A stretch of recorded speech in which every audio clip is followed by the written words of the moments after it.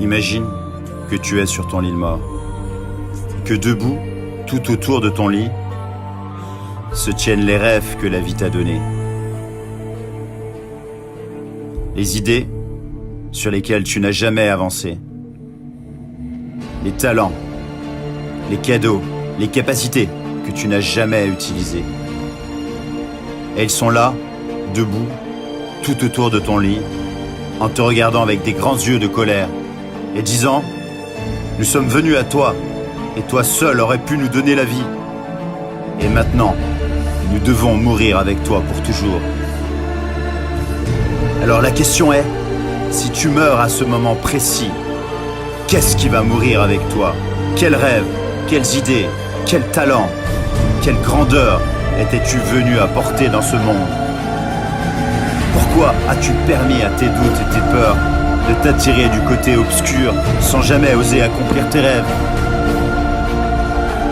Et maintenant, cette partie de toi doit mourir pour rejoindre la lumière.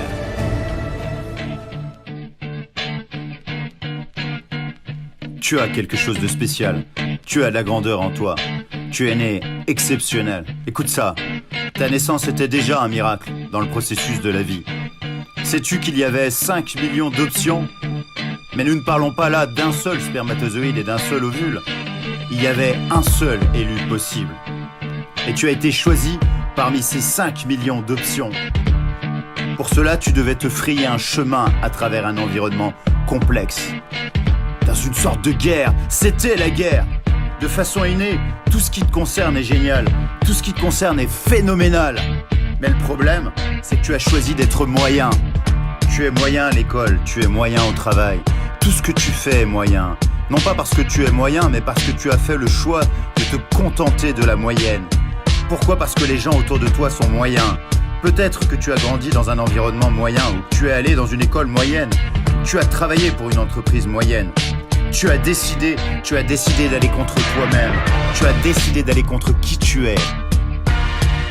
Voilà pourquoi tu vas au match de basket et tu passes des heures à regarder ton athlète préféré. Et quand tu le regardes, il y a une force invisible qui t'attire, une grandeur, car il y a quelque chose en toi qui est grand. C'est pourquoi quand tu mets tes écouteurs, tu te fermes au monde entier et tu écoutes ton artiste favori, tu l'écoutes chanter ou tu l'écoutes rapper et au fond de toi tu as mal quand tu l'écoutes, car ça pouvait être toi. Tu es attiré par la grandeur car la grandeur est en toi. Mais c'est plus facile de contempler la grandeur, de voir la grandeur chez les autres que de l'appliquer dans sa propre vie, avec de l'énergie, de la discipline, des sacrifices. C'est plus facile. Et c'est pourquoi tu es moyen et si frustré, parce que tu ne vis pas comme tu aimerais vivre. Non, tu n'as pas ce que tu devrais avoir, tu n'es pas celui ou celle que tu devrais être. Je détesterais vivre et mourir et ne jamais savoir ce qui se serait passé si j'avais osé. Mais tu ne verras jamais ce que tu pourrais être si tu fuis ta vraie nature et tes rêves.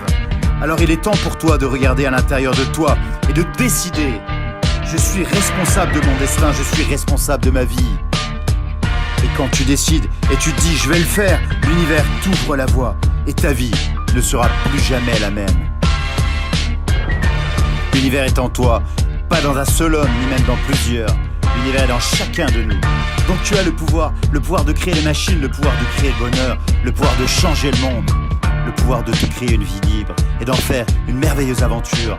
Et si tu décides que la vie en vaut la peine, alors agis comme tel, entoure-toi des meilleurs et deviens meilleur. Je te garantis que rien ne sera jamais possible sans cela. Le pouvoir est en toi et tu dois agir sans jamais l'oublier. Parce que la vie ne passe qu'une fois, décide et ose pour vivre la vie dont tu rêves.